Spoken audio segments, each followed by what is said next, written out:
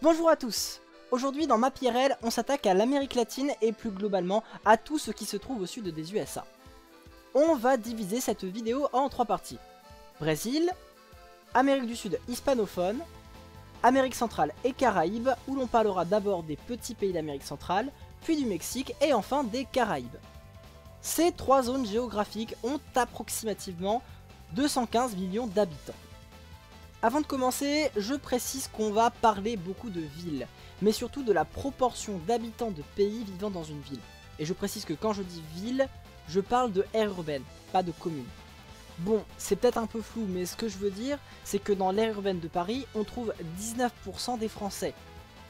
C'est ce pourcentage-là que l'on va analyser. Ce que je fais quand je veux analyser la répartition des villes au sein d'un pays, et voir combien de villes se détachent, c'est que je prends la proportion d'habitants du pays vivant dans la ville, par exemple 19% à Paris, 2% à Toulouse, et ensuite je multiplie ce chiffre par le classement de la ville dans le pays. Par exemple, Paris est la première ville du pays, Toulouse est la 4e ville du pays. Une fois qu'on a notre pourcentage pour chaque ville du pays, on peut tracer les courbes avec en abysse le classement de la ville et en ordonnée le résultat de la multiplication. Reprenons le pays de notre dernière vidéo et traçons les courbes pour la France, l'Australie, les USA et l'Inde. Ça donne ceci. Une fois les courbes tracées, on peut observer plusieurs choses. Tout d'abord, les endroits où la courbe est la plus haute. Si jamais la courbe est la plus haute à gauche, sur la première ville du pays, comme c'est le cas pour la France, cela veut dire que la capitale a une énorme influence sur le reste du pays. A l'inverse, si les points les plus hauts sont au milieu, c'est que le pays a une structure urbaine polycentrique, comme c'est plutôt le cas aux USA. La seconde chose que l'on peut observer, c'est les variations. Si jamais on observe entre deux points une grosse diminution, cela veut dire qu'il y a un gros écart entre deux villes. Cette rupture peut être utile si on cherche à classer des villes dans des catégories en fonction de leur population. Le cas le plus probant, c'est entre la 5e et la 6e ville d'Australie, où l'on peut voir facilement qu'un top 5 se dégage. La troisième chose que l'on peut regarder, c'est la hauteur des points. Par exemple, l'Inde a des valeurs très faibles, ce qui est plutôt le signe que l'exode rural n'est pas achevé. Notez que le pic de l'Inde est à 6 villes, ce qui concorde bien avec notre dernière vidéo, dans lequel il était dit qu'il se dégageait 4 régions en Inde, 3 gravitant autour d'une grande ville et une dernière centrée autour des 3 villes suivantes. On retrouve donc bien nos 6 villes importantes. Notez qu'avec ce système, il est impossible de dépasser 100%, et on ne peut que l'approximer, voire l'atteindre. Un pays où une ville atteindrait 100%, ce serait un pays où toutes les aires urbaines ont la même population. Bon, maintenant que la partie théorie est passée, commençons à entrer dans le vif du sujet avec le Brésil. Le pays est peuplé de 210 millions d'habitants, ce qui en fait le 6e pays le plus peuplé au monde, et un peu moins de 3% de la population mondiale y vit. La population parle largement le portugais avec quelques petites variations du portugais du Portugal. A noter que le Brésil est le pays qui a la plus longue frontière terrestre avec un département français, et oui, il est frontalier avec la Guyane. Au niveau de la répartition de la population, on peut noter que le Brésil est presque autant macrocéphale que la France. C'est-à-dire que la France compte 19% de sa population dans l'aire urbaine de Paris, ce qui est beaucoup. Mais au Brésil, la ville de Sao Paulo atteint 17%, ce qui est aussi beaucoup. Mais si on ramène en valeur flat, on atteint 36 millions d'habitants qui habitent à Sao Paulo. C'est à peu près autant que la Pologne. La seconde ville du pays, c'est Rio de Janeiro, qui concentre 6% de la population du pays, soit 13 millions d'habitants. Toujours pour comparer avec la France, Lyon n'est qu'à 3,5% des habitants du pays, et les 13 millions d'habitants, c'est même plus que la Belgique. Vraiment. Sao Paulo et Rio de Janeiro, ce sont deux villes de l'importance d'un pays. Vous vous souvenez des courbes théorisées au début de la vidéo? Si on les trace, il est intéressant de constater que les valeurs pour les villes suivantes semblent être à peu près équivalentes à celles des villes de France. Si les deux courbes ne se superposent pas totalement, on peut voir que la tendance est quand même assez proche. À savoir une ville numéro 1 très haut qui marque la macrocéphalie de la ville principale, puis une courbe qui descend rapidement autour de la 3e place avant de remonter progressivement et de se stabiliser un moment vers 12%. Le Brésil a toutefois deux petits pics à la 9e et à la 12e place que la France n'a pas. Si on prend la carte et que l'on place toutes ces villes, on se rend compte rapidement que la majorité des villes gravitent autour de Sao Paulo et forment presque une étoile. Néanmoins, il y a un second réseau de villes qui semble peu polarisé par Sao Paulo et qui est à l'écart. C'est la région du Nord-Est, plutôt centrée autour de Recife, Fortaleza et Salvador de Bahia. C'est une région beaucoup plus pauvre que la région du Sud. La seule ville qui ne fait ni partie du réseau Nord-Est ni de l'étoile autour de Sao Paulo, c'est la ville qui se trouve en plein cœur de la forêt amazonienne du nom de Manaus. Cette domination démographique du Sud sur le Nord et sur l'Ouest est encore plus frappante quand on prend les stats du sport national, le football. En effet, seuls 3 titres sur 61 sont sortis de la grande étoile de Sao Paulo. 2 pour Salvador de Bahia et 1 pour Recife. Pourtant, la région Nord-Est représente 27% de la population du Brésil. Allez, passons à la seconde partie, l'Amérique du Sud hispanophone, qui est composée de 9 pays de taille assez hétérogène, allant de 50 millions d'habitants à 3,5 millions. Historiquement, le centre de cette région était le territoire des Incas, dont Cusco était la capitale et dont les habitants parlaient principalement des langues quechua. La civilisation s'est faite soumettre par les Espagnols. Plus récemment, il y a 3 pays situés au nord qui formaient, avec le Panama, la Grande Colombie. Le Venezuela, l'Équateur et la Colombie. C'est d'ailleurs pour cela que les 3 pays ont les mêmes couleurs sur leur drapeau. Aujourd'hui, ces 3 pays atteignent en cumulé 100 millions d'habitants. Les 6 pays restants, le Pérou, la Bolivie, le Chili, l'Argentine, le Paraguay et l'Uruguay, dépassent en cumulé à eux 6 100 millions d'habitants. On va donc pouvoir couper notre analyse sur la région Inca en 2 parties. Mais d'abord, jetons un œil à la carte de la densité de population de l'Amérique du Sud. On peut voir que la zone la plus dense décrit une ligne courbe le long de la cordillère des Andes, démarrant de la côte du Venezuela jusqu'à la frontière de l'Argentine. Complétons notre carte avec la position et la population des principales aires urbaines de notre région. On peut même superposer les 2 cartes. Là, on voit tout de suite le réseau que forment les villes de l'ancienne Grande Colombie, avec Bogota en son centre et Caracas et l'Équateur, qui rendent le réseau assez polycentrique. Au sud, c'est déjà un peu plus éparse. Lima, la capitale du Pérou, est assez isolée, et aucune autre ville du pays n'atteint le million d'habitants, même si 3 villes s'en approchent. Dont 2 au nord qui pourraient faire le lien avec la mégalopole de la Grande Colombie, et une au sud pouvant faire le lien avec les 3 grandes villes de Bolivie. Tout au sud semble se dessiner un couloir reliant Buenos Aires, la capitale de l'Argentine, à Santiago del Chile, la capitale chilienne, qui passerait par Cordoba. L'Uruguay s'inscrit d'ailleurs assez bien dans ce couloir, mais le Paraguay est beaucoup plus à l'écart, et sa seconde ville fait partie d'une aire urbaine d'une ville brésilienne. Il est l'heure de retracer nos courbes pays par pays.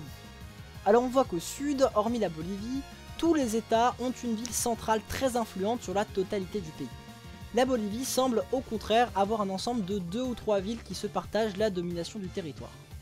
Pour les anciens États de la Grande Colombie, pas de pays avec une ville qui domine tout. L'Équateur a 2 villes qui se partagent la domination de la région, la Colombie est un peu plus homogène même si plutôt 3 villes sortent du lot, et le Venezuela est sans aucun doute le pays où il est le plus difficile de trouver une rupture entre 2 villes. Si on fait le bilan des graphiques et de la carte, je pense que cela montre que dans le sud, les pays sont assez bien faits et se structurent autour d'une seule ville-centre, 2 dans le cas de la Bolivie. Par contre, pour nos 3 pays de l'ancienne Grande Colombie, c'est moins clair. Hormis pour l'Équateur, on a des pics assez peu marqués et une mégalopole de 100 millions d'habitants en train de se structurer et qui pourrait à terme concurrencer une mégalopole comme celle des Grands Lacs nord-américains. Bon, peut-être pas sur le plan économique, mais au moins sur le plan démographique. L'État refusionné entrerait dans le top 15 des puissances mondiales. Être un gros pays, ça permet de limiter l'influence des gros États voisins sur soi. En effet, historiquement, les USA ont essayé de contrôler indirectement beaucoup d'États d'Amérique latine. Alors je vais pas rentrer dans les débats de savoir si c'est le cas aujourd'hui, mais en tout cas ça rendrait l'opération bien plus compliquée dans le cas d'un retour de la Grande Colombie. Passons maintenant à la 3e partie de la vidéo où on parlera de l'Amérique centrale et ses 50 millions d'habitants, puis du Mexique qui dépasse les 100 millions d'habitants pour finir par les Caraïbes qui atteignent les 50 millions d'habitants. Mais pour l'heure, restons dans la thématique de la Grande Colombie et commençons par le Panama et plus généralement tous les pays se trouvant entre la Colombie et le Mexique qui sont au nombre de 7. Du nord au sud, on trouve le Panama, le Costa Rica, le Nicaragua, le Honduras, le Salvador, le Guatemala et le Belize. La civilisation qui a marqué le territoire est la civilisation Maya, qui a subi non pas un effondrement brutal, mais plutôt un effondrement progressif. D'ailleurs, les raisons de l'effondrement ne sont pas tout à fait définies et semblent être assez multifactorielles. Cela pourrait faire intervenir des catastrophes écologiques, ou encore des guerres entre cités mayas, ou encore un soulèvement de la population contre les élites, comme ça semble avoir été le cas à Teotihuacan, une ville multiculturelle au nord de l'empire maya, où les lieux de pouvoir auraient été brûlés par la population. Bref, revenons-en à notre démographie des lieux. Le Guatemala est le pays le plus peuplé avec 17 millions d'habitants, c'est l'équivalent des Pays-Bas. A l'inverse, le Belize est le pays le moins peuplé avec 400 000 habitants. Les 5 autres pays se tiennent entre 9 millions et 4 millions d'habitants. On a donc un ensemble de pays de taille à peu près comparable. Quand on regarde la carte télégraphique, on voit rapidement que la plupart des pays ne comportent qu'une ville de plus d'1 million d'habitants, à l'exception du Honduras qui en compte 2 et du Belize qui n'en compte pas. Donc au final, je dirais que ces pays sont bâtis autour d'une seule ville, ce qui est une structure assez stable. Néanmoins, la question de l'union des États d'Amérique centrale s'est souvent posée. En effet, au 19e siècle, le Guatemala, le Honduras, le Nicaragua, le Salvador et le Costa Rica s'étaient unis pour fonder la République fédérale d'Amérique centrale, basée sur le modèle des États des USA. Mais bon, il a fini par voler en éclats. Aujourd'hui, l'Amérique centrale semble avoir choisi de faire une union inspirée de l'Union européenne. C'est-à-dire que les pays gardent une grande autonomie, qu'il y a un parlement peu utile et assez coûteux, une cour de justice censée régler les différends entre les membres, et enfin l'initiative la plus importante qui ne concerne que 4 pays, le Guatemala, le Salvador, le Honduras et le Nicaragua, la création d'une sorte d'espace Schengen, c'est-à-dire un espace de libre circulation des personnes. Ils ont même un passeport commun. Passons maintenant à la partie sur le Mexique, un pays qui a une histoire assez longue et qu'on ne va pas détailler ici, mais on va tout de même préciser que si les Mayas occupaient le sud du Mexique, la région centrale du Mexique était occupée par les Aztèques qui eux se sont fait démolir par les Espagnols. La carte de la densité de population avec la population des villes nous montre l'émergence de 2 mégalopoles. La première est celle centrée autour de Mexico, intégrant les villes de Puebla et de Toluca. La seconde mégalopole est peut-être un peu moins visible car beaucoup plus polycentrique. C'est la mégalopole de Barrio, dont Guadalajara est la plus grande ville, ainsi que la pointe ouest de la mégalopole de Barrio. C'est aussi la seconde plus grande ville du pays. La ville la plus centrale de cette mégalopole est Léon, qui va bientôt atteindre les 2 millions d'habitants. Globalement, Barrio est réputé pour faire partie des mégalopoles où la qualité de vie est la meilleure. Notons tout de même que la proximité des 2 mégalopoles, celle de Barrio et celle de Mexico, pourrait à terme entraîner une fusion des deux ensembles. La troisième métropole du pays est Monterrey, située au nord et à l'écart des 2 mégalopoles. Si on affiche le graphique des villes du Mexique, on peut voir 3 choses. Déjà, on peut voir la domination importante de la capitale Mexico, mais aussi on peut voir un second pic correspondant à la troisième ville du pays, prenant les villes de 5 millions d'habitants que sont Guadalajara et Monterrey. Les 4e et 5e villes du Mexique sont trop proches géographiquement de la capitale Mexico pour pouvoir réellement impacter la région. C'est donc tout à fait logique de les retrouver dans un creux. Mais le point le plus intéressant, à mon sens, c'est le fait que le point le plus haut du graphique correspond à la 31e ville. Ce serait le symbole de l'importance des villes moyennes dans la structure urbaine mexicaine. Terminons cette vidéo avec ce qui fait probablement le plus rêver, les Caraïbes. Il y a énormément d'îles et de choses à dire sur les Caraïbes, donc je ne vais pas m'étendre sur le sujet dans cette vidéo qui est déjà très longue. Mais peut-être que je développerai plus profondément ce sujet dans une autre vidéo. Contrairement au reste des pays évoqués dans cette vidéo, pas tous les pays des Caraïbes ne parlent l'espagnol ou le portugais. C'est d'ailleurs une des raisons pour laquelle on rattache souvent la Guyane française, le Suriname et le Guyana aux Caraïbes, bien qu'il n'ait pas d'ouverture sur la mer Caraïbe et qu'il se situe sur le continent sud-américain. On considère donc que ces 3 pays font partie de l'ère culturelle des Caraïbes. D'ailleurs, dans le football, ils sont considérés comme faisant partie de l'Amérique du Nord et de la sous-région Caraïbes.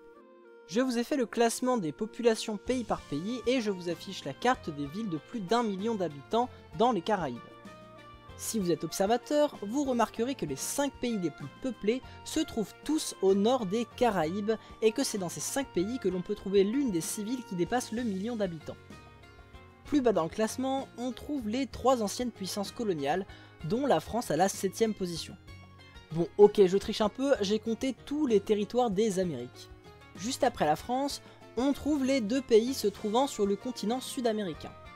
Les 7 derniers territoires souverains sont tous situés dans la partie est des Caraïbes et ont tous pour langue officielle l'anglais.